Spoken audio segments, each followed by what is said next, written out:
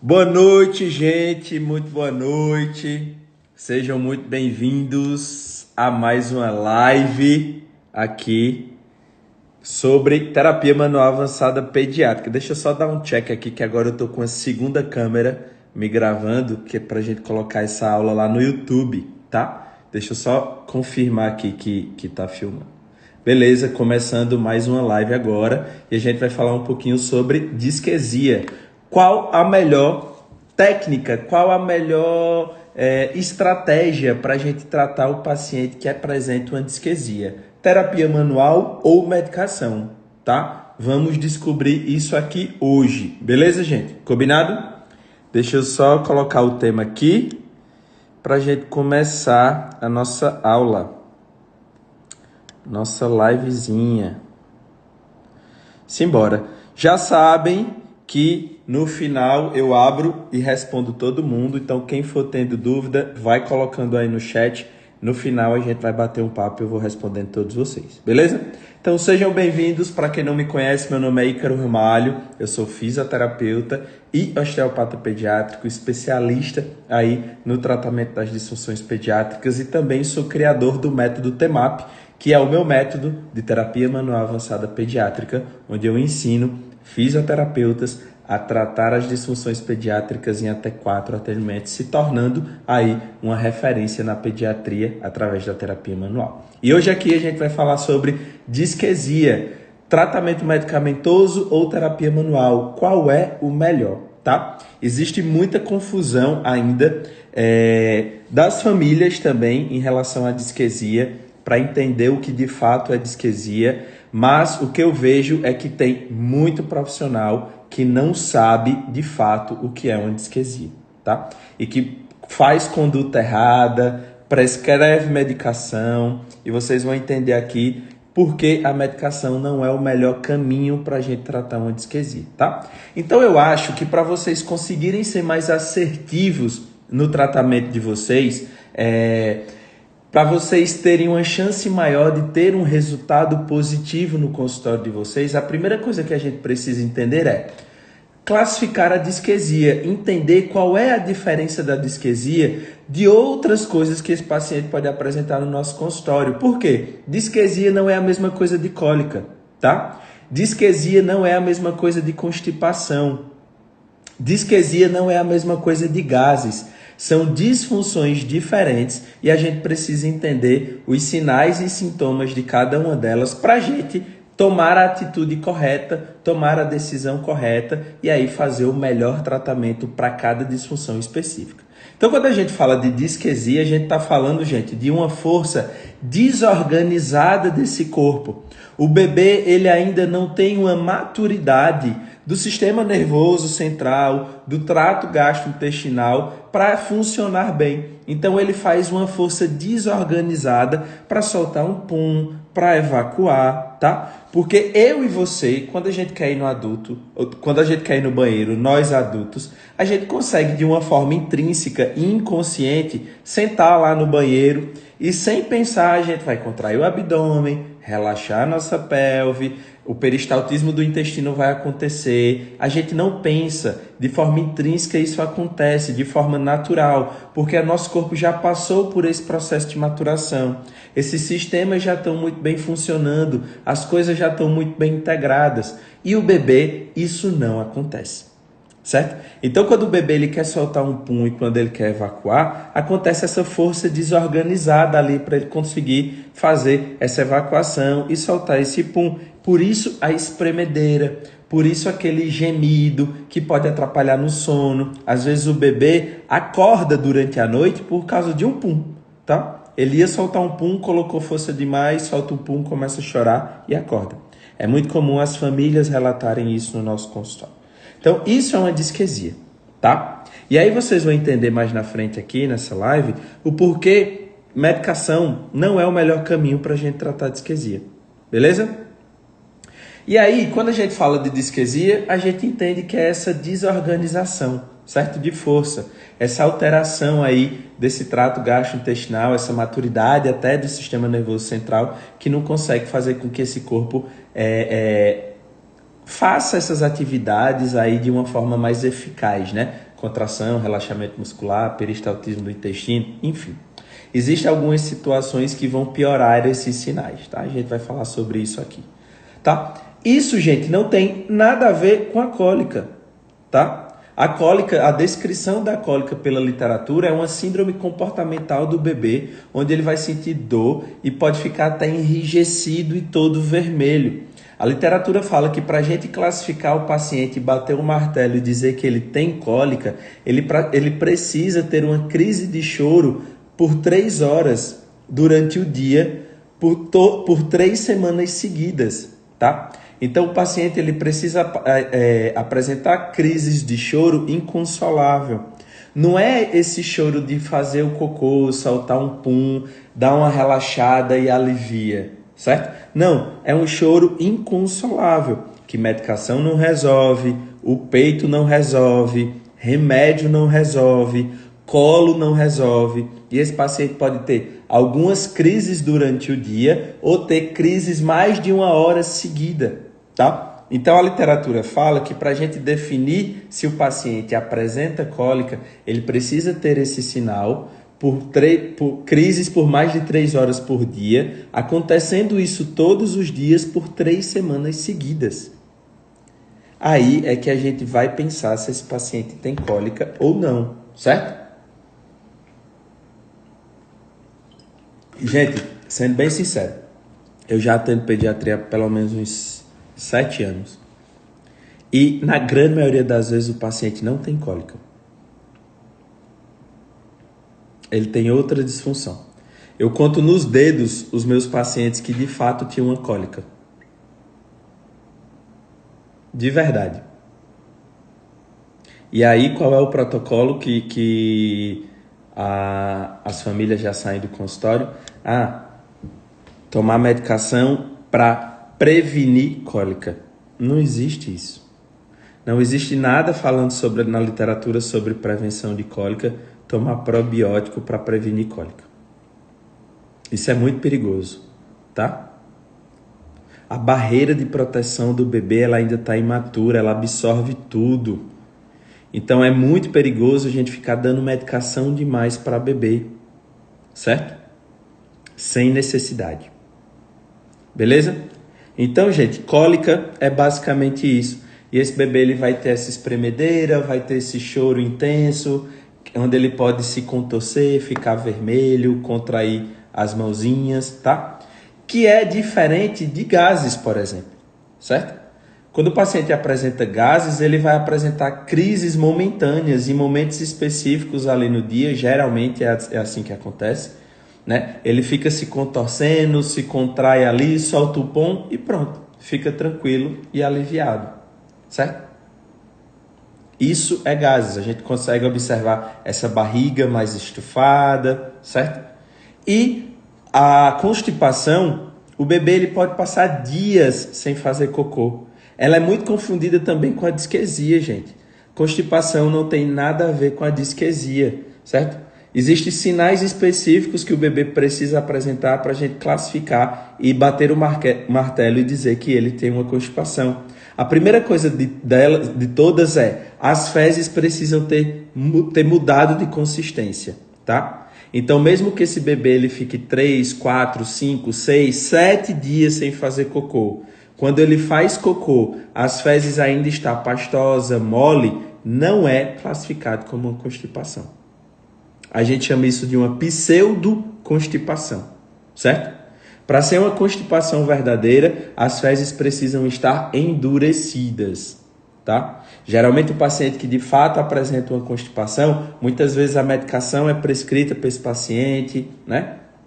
Então, supositório para ajudar esse paciente a defecar. Que é diferente, por exemplo, da disquesia, que a gente vê esse sofrimento do bebê, vê ele se espremendo, vê ele se contorcendo, vê ele ficando vermelho, só que quando você vai ver o cocô, é molinho, certo? Não tem ali a alteração dessa consistência dessas fezes, certo?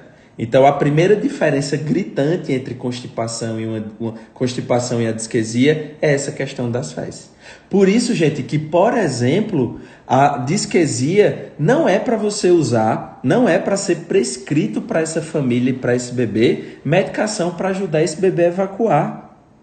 Porque não tem alteração que explique a necessidade desse paciente, por exemplo, usar um supositório. Teve um caso desse específico, eu não lembro onde foi agora, que chegou em um pediatra, uma família que estava colocando supositório no bebê a cada 2 dias porque ele tinha apenas disquesia, gente. Disquesia é algo natural, faz parte do processo de maturação do corpo. A gente vai falar sobre isso aqui, entendeu? Então eu acho que a primeira fase para você conseguir gerar um resultado significativo no seu paciente é você entender sobre todas essas disfunções, certo? É você entender como é que quais são os sinais que esse paciente vai apresentar no seu consultório. Ah, isso é uma disquesia, isso é uma cólica, isso é uma constipação. Beleza, vamos entender como é que eu posso ajudar esse paciente. Ah, esse paciente está com muitos gases, o que é que pode estar acontecendo? O porquê isso está acontecendo? Como é que está a pega na amamentação desse paciente? Como é que está a língua? Tem engolido muito ar? Não tem? Certo? A gente tem que começar a entender como é que as coisas funcionam. Então, quando a gente fala de disquesia, ela é um processo natural de maturação do corpo. Todo bebê vai ter disquesia, certo? Faz parte desse processo. Só que, ao contrário do que muitas famílias ouvem, ou elas são super medicadas, né? Medicação sem necessidade, ou é assim mesmo, com 3 meses vai passar, se preocupa não. Não. Apesar das famílias ouvirem muito isso, tem sim muita coisa para a gente fazer e fazer com que esse paciente passe por esse processo, que é normal, ele precisa passar, faz parte da vida, só que ele pode passar por isso de uma forma mais confortável. Essa é a diferença. Eita, deixa eu ver aqui. Aí minha outra câmera aqui, gente, travou. Coloquei de novo. Enfim, ele precisa passar por isso, só que ele pode passar de uma forma mais confortável. É aí que entra o nosso papel. Eu e você, fisioterapeutas, que trabalhamos com a terapia manual, certo? Porque tem alguns bebês que, por exemplo, sofrem muito mais com disquesia do que outros. Porque muitas vezes esse bebê pode apresentar mais disfunção de mobilidade tecidual. Então a disquesia é algo que, de fato, o bebê ele vai apresentar, porque faz parte desse processo de maturação desse corpo, mas existe esse fator extrínseco, tá? Que vai influenciar esse paciente sofrer ainda mais, ter mais dificuldade nessa evacuação, se espremer mais, ter mais sinal e sintoma, tá? Que são essas disfunções de mobilidade. Então, por exemplo, se essa família chega no seu consultório falando que teve um parto natural, essa mãe teve um parto normal, porém ela sofreu uma violência obstétrica, né? Digamos que fizeram aquela manobra de Christelé, né? Que a gente sabe que isso não pode se fazer, apesar de fazerem ainda, mas a gente sabe que isso é uma violência obstétrica, que é aquele empurrar a barriga da mãe para ajudar o bebê a sair mais fácil. Aquilo ali, gente, está causando um trauma direto na região do sacro do bebê, certo? Sacro e lombar. A gente sabe que metade do intestino, por exemplo, sai dessa região. A inervação que faz a inervação que inerva metade do intestino sai aqui dessa região lombar, certo? Então significa que essa manobra de Christelé foi um trauma direto nessa região sacral que pode irritar essas inervações. Então essa condução neural aí não vai fazer o seu papel adequadamente. Então significa que talvez esse peristaltismo, essa atividade intestinal, ela esteja mais prejudicada por conta disso? Lógico que sim. Então uma diferença, por exemplo, de 2 bebês. Um sofre muito com disquesia, o outro tem, mas é de uma forma geral mais tranquila. A diferença é porque esse bebê 1 no parto sofreu uma manobra de Christelé, foi feita uma manobra de Christ-Ler, e esse bebê 2 não. Ele não passou por esse processo. Por isso que esse bebê 1 está sofrendo mais. Entendem como é que vocês precisam começar a raciocinar? Entendem também porque só massagem não resolve? Ela é muito boa, é uma orientação incrível, mas se você colocar aí, sei lá, no TikTok, no Google, no YouTube, vou ensinar bicicletinha e reloginho. Não resolve.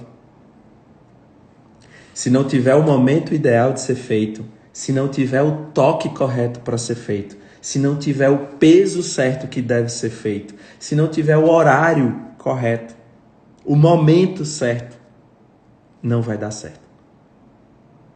Não resolve.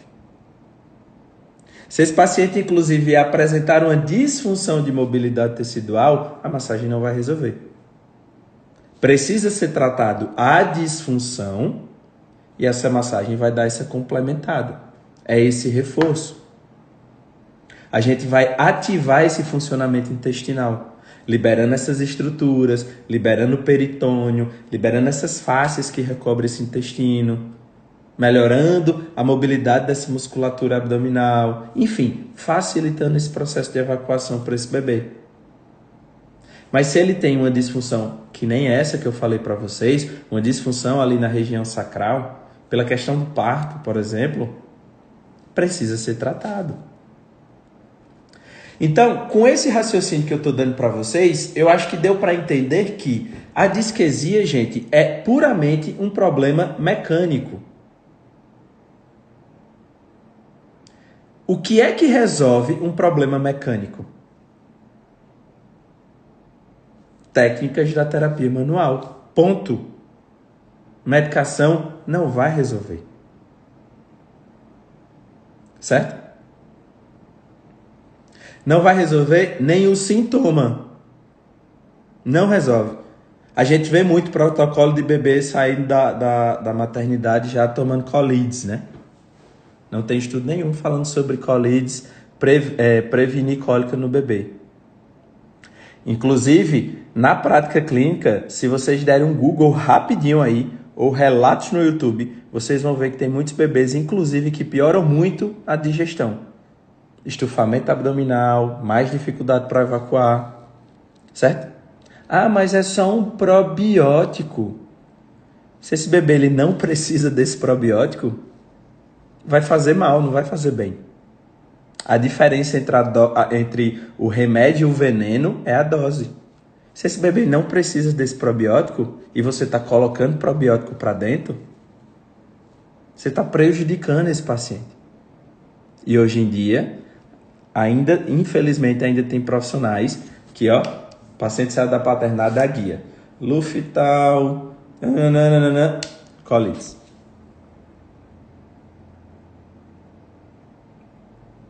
Né? Pois é, Eliane, falam muito sobre Lufital, que também só vai resolver o sintoma, não resolve a causa. Certo?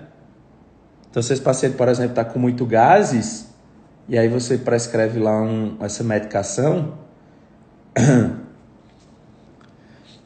vai melhorar ali naquele momento de ação da medicação, mas se esse bebê, por exemplo, está engolindo muito na amamentação porque ele tem um freio curto, ou ele tem disfunções orais e ele não consegue fazer um vácuo perfeito lá na amamentação, e aí por isso ele engole ar, e até por isso que ele está com gases.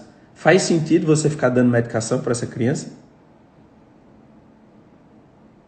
Certo? Então, esse é sempre o nosso raciocínio que do fisioterapeuta que trabalha com a terapia manual avançada pediátrica. É o quê? Encontrar a causa do problema.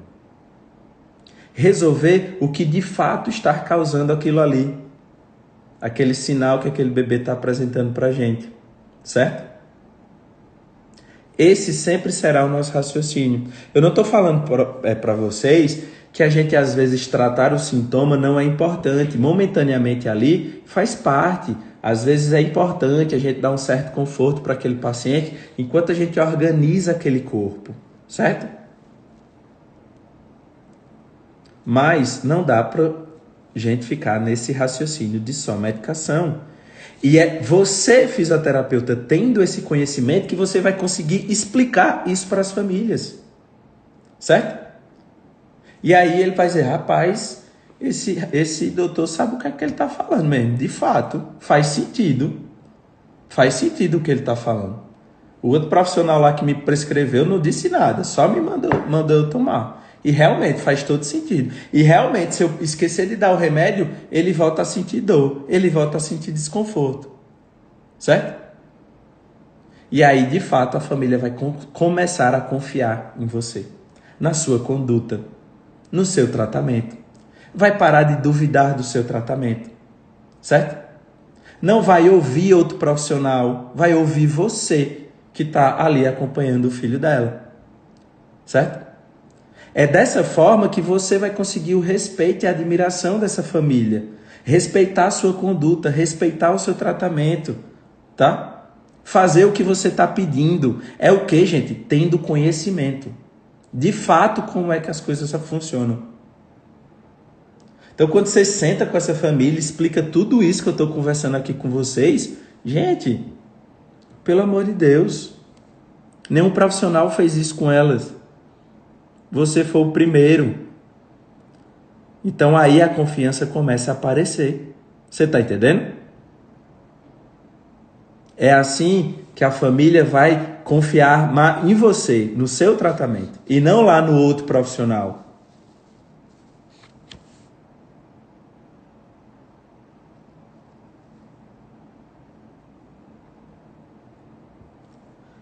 Já estou fazendo pergunta aqui, eu estou vendo. No final, eu respondo todo mundo. Beleza? Então, dessa forma, a gente vai conseguir, de fato, tratar a causa do problema. Resolver, de fato, o que está causando aquele desconforto para aquele paciente. E explicar para as famílias. Então, você trata essas disfunções de mobilidade, você ensina uma sequência específica de massagens, eu chamo de ritual da disquesia. Quem é meu paciente aqui, quem é meu aluno, eu ensino isso para os meus pacientes, ensino isso para os meus alunos, para ensinar para as famílias. E aí, a gente fez o quê? Tratou essas disfunções que estavam causando essa alteração, certo? E faz parte ainda dessa imaturidade desse corpo, dessa imaturidade desse trato gastrointestinal. E esse ritual específico de massagens vai fazer com que esse bebê passe por esse processo, que faz parte da vida dele, de uma forma mais confortável. É assim que a gente trata. Medicação não vai resolver um problema mecânico. Karine disse que tá cansada de ouvir essa analogia que eu falo, né? Mas, gente, não tem essa outra analogia para eu falar. Se seu carro quebrar, não faz sentido você levar ele para o mecânico, você leva ele para colocar gasolina ou leva ele no mecânico? Não faz sentido você ir colocar gasolina, você tem que levar no mecânico.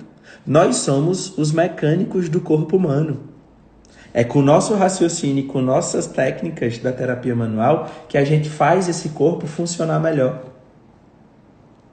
Nesse caso específico da disquesia, fazer com que esse intestino funcione melhor, que esse corpo equilibrado, um corpo equilibrado é um corpo que funciona melhor. Que essa condução neural dessas inervações que saem da lombar, do nervo vago lá da base do crânio, por exemplo, tá? Funcione melhor. Só assim a gente consegue ter resultados satisfatórios e rápidos no nosso consultório. É o que eu falo, conseguir tratar as disfunções pediátricas em até 4 atendimentos. Por que em até 4 atendimentos? Porque é uma quantidade que a gente consegue reequilibrar esses pacientes. Porque nós somos mais assertivos no nosso tratamento, quando a gente tem esse conhecimento. Entendeu?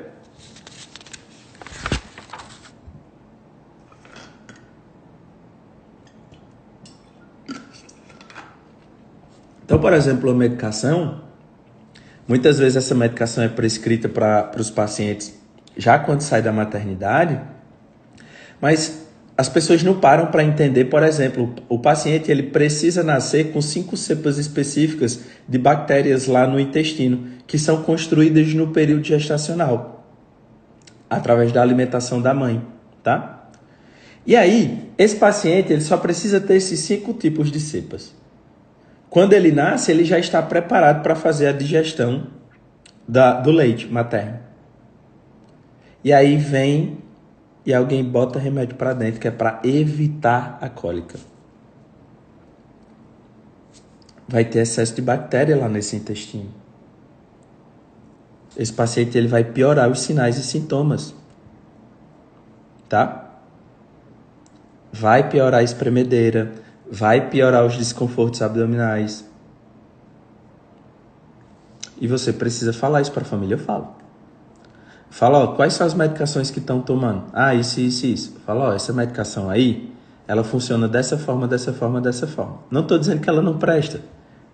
Para o bebê que precisa dela, ela vai ser muito boa, mas talvez seu bebê não precise. Aí os pais falam, eita, doutor, tirei, realmente melhorou, comecei a fazer aqui as massagens, depois que foi atendido aqui por você, nunca mais teve crise nenhuma. É isso. É isso. Gente, tem paciente que chega aqui no consultório, que assim, o bebê tem 40 dias, tá tomando 6 medicações. Não existe isso não, gente. Só acabou de nascer, tá tomando 6 medicações. Onde é que a gente vai parar? Faz sentido para vocês isso que eu tô falando? Responda aí para mim no direct.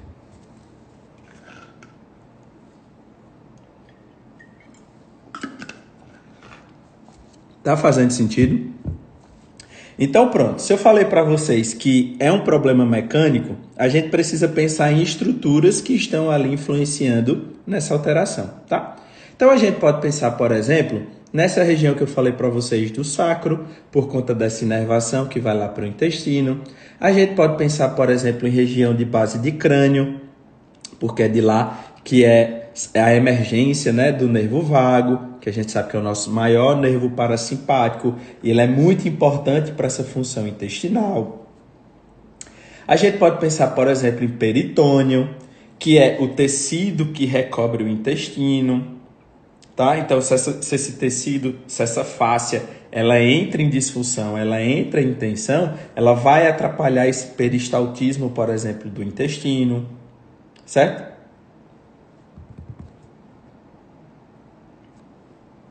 Outra coisa legal que a gente pode pensar é estimular essa família a fazer o tummy time, certo? Porque o próprio tummy time vai ajudar nesse alongamento visceral, tá? Imagina que o bebê nasce com essa cadeia anterior já muito mais fortalecida do que a cadeia muscular posterior, porque ele já ficou muito tempo assim, né? Nesse padrão flexor. Então, quando a gente faz, imagina como é que essas estruturas abdominais não vão ficar, todas enrijecidas, né? Essa musculatura, essa face, esse peritônio, tá? Então, quando a gente estimula essa família, por exemplo, a fazer o tummy time, esse próprio movimento aqui, ó, de extensão de tronco vai fazendo um alongamento nessa cadeia anterior. Então, vai estimulando aí essa movimentação dessas estruturas. Isso vai fazer com que esse trato gastrointestinal, esse intestino, funcione de uma forma melhor. Certo? Beleza? Não tem outra maneira da gente gerar resultado a não ser ter conhecimento. Para ter um raciocínio e tratar o paciente no local que precisa ser tratado, aplicar as técnicas corretas e orientar essa família, certo? A família, gente, é um grande coadjuvante no nosso tratamento e ela só vai seguir as suas orientações se ela sentir segurança no que você está falando. E você só tem segurança se você tem conhecimento.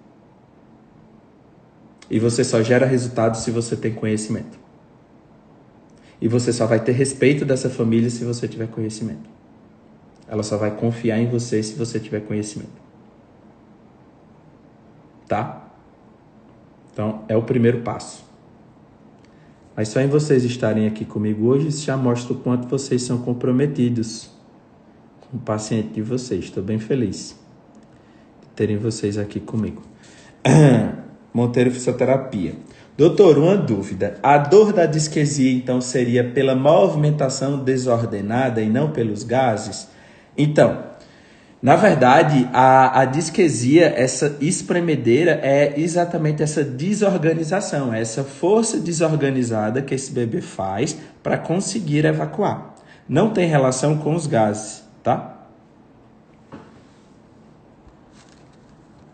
Ele pode estar desconfortável porque ele quer soltar os gases, mas ele não consegue soltar os gases e fica nessa, espremedeira, nessa agonia por conta dessa desorganização, que ele não consegue fazer essa evacuação efetiva, certo? Aline, meu medo é não ter conhecimento suficiente para acolher a família, talvez por ainda estar finalizando a graduação, dezembro. Ainda bem que já estou me organizando para fazer o seu curso. Eita, Aline, muito bem, parabéns. Parabéns em você estar aqui, né? Já mostra o quanto você é comprometida com sua profissão, com seus pacientes. Gente, de fato, a gente precisa procurar um diferencial para entrar no mercado de trabalho. A gente sai muito verde da faculdade. Tá? Eu nunca nem ouvi falar em disquesia na faculdade.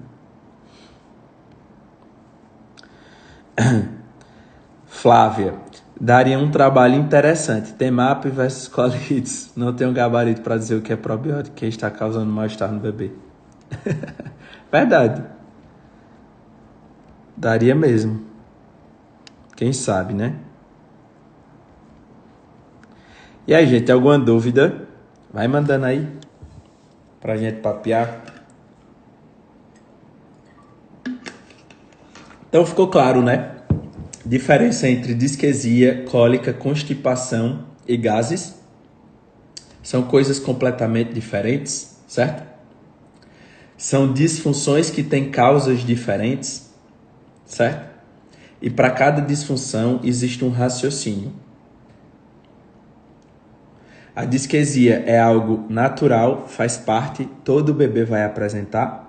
Tem bebês que vai sofrer mais do que outros, exatamente por esse fator externo, que é essa disfunção de mobilidade tecidual, que é o que você e eu, fisioterapeutas, que trabalhamos com a terapia manual, conseguimos tratar, tá?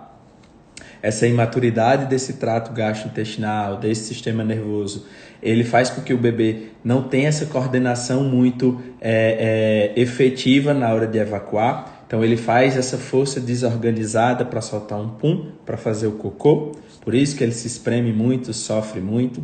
Então o que a gente precisa fazer de fato é tratar essas disfunções de mobilidade.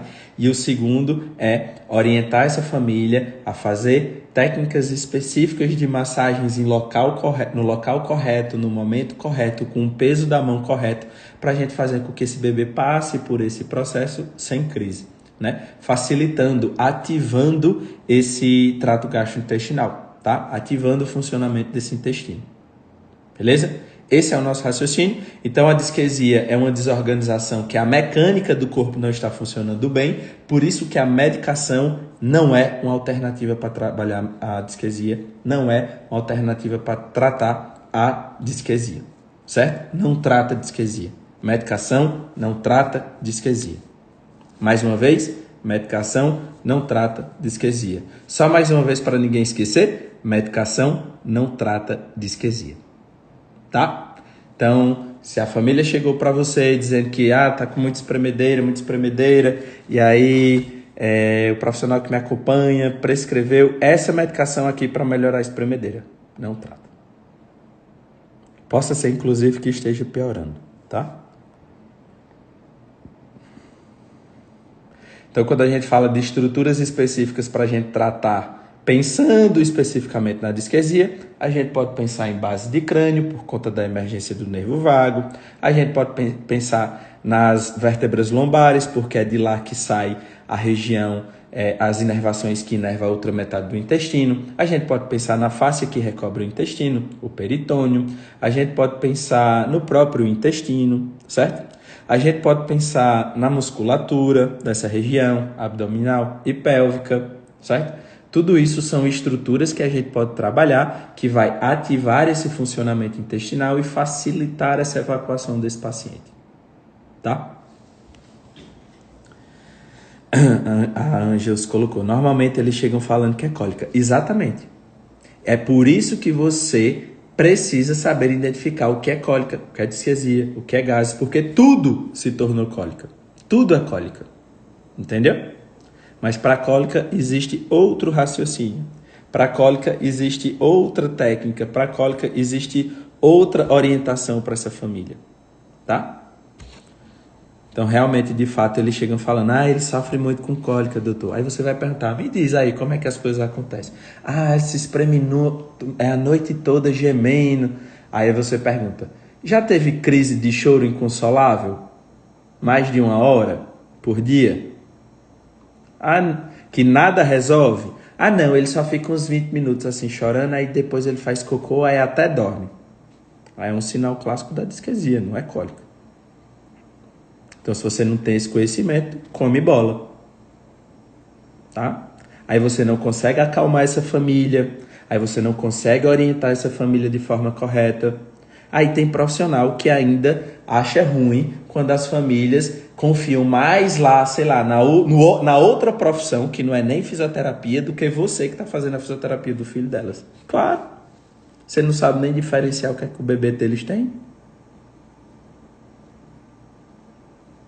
Certo? Então isso só vai acontecer quando você de fato conseguir ajudar essa família, gente. De verdade. E não maquiar sintoma. É engraçado essa questão da confiança, porque eu recebo direto mensagem. Essa semana eu recebi de uma paciente que, meu filho caiu. Eu recebi uma mensagem 2 semana passada. Uma que o filho tinha caído e bateu a cabeça e estava com um galo, isso foi de madrugada, uma queda, né, alta. E aí a pessoa vem falar comigo. O fisioterapeuta. Aí tem que levar para emergência. Vai lá, vai ver o que é que está acontecendo. Eu falo, leva para emergência, observa, vê se não vomitou, não deixa dormir, vai lá, fica em observação. Mas vai para o hospital. Mas olha o grau de confiança, é isso que eu quero falar para vocês. O grau de confiança dessa família. Aí outra eu dei alta para o paciente semana retrasada. Até falei com ela hoje, ela nem me respondeu ainda. Mas a mãe falou, fulana caiu e não tá mexendo o braço. E aí quando a gente tá deixando o braço duro, parado, e se eu for mexer ela chora muito. Aí ela me mandou um vídeo, ela dando tchau, mexe o outro braço, e a menininha parada. E ela tentando mexer no braço e a menina se acabando de chorar. Eu falei, não mexe não. Deixa quieto aí esse braço. Vai no hospital agora. Tem que fazer um raio-x. Talvez tenha quebrado. Tal. Mas o que eu quero mostrar para vocês é... Olha a confiança que essas famílias depositam em mim. Isso você também consegue conquistar. Certo? Através desse conhecimento. Então, essa família começa a depositar essa confiança em você, porque ela de fato consegue enxergar que você sabe o que você está fazendo. Que a sua orientação de fato fez diferença na vida dela. Não foi a medicação que ela tomou e não resolveu nada. Continua a mesma coisa. Você está entendendo? Então a gente tem esse poder. Você, fisioterapeuta, tem esse poder de fato mudar a vida dessas famílias. Certo? Porque na grande maioria das vezes, todos esses sinais que o paciente pediátrico apresenta são por disfunções de mobilidade tecidual. Refluxo, cólica, disquesia, constipação até, certo? Alteração de sono, alteração de amamentação, tudo isso são situações de alteração de mobilidade tecidual. Quem é que trata isso? Você, fisioterapeuta, que tem esse conhecimento da terapia manual. Certo? Fátima colocou, cólica poderia ser um tema. Show, Fátima. Maravilha. Podemos sim falar sobre cólica. Muito bom. Se um fisioterapeuta aqui assistiu essa live e já saiu dizendo que vai conseguir identificar de fato o que é a disquesia, então meu papel está cumprido. Maravilha. Drica colocou, eu tenho uma dúvida da outra aula. Se eu não tenho um craniômetro, eu posso usar o goniômetro? Se você conseguir medir as diagonais, não tem problema nenhum. O que a gente precisa é medir as diagonais da cabeça do bebê, tá? Beleza? Tchau, gente. Obrigado. Um beijão. Bom descanso para vocês e até quinta-feira, tá bom? Quinta a gente se vê. Espero todos vocês. Beijão. Tchau, tchau.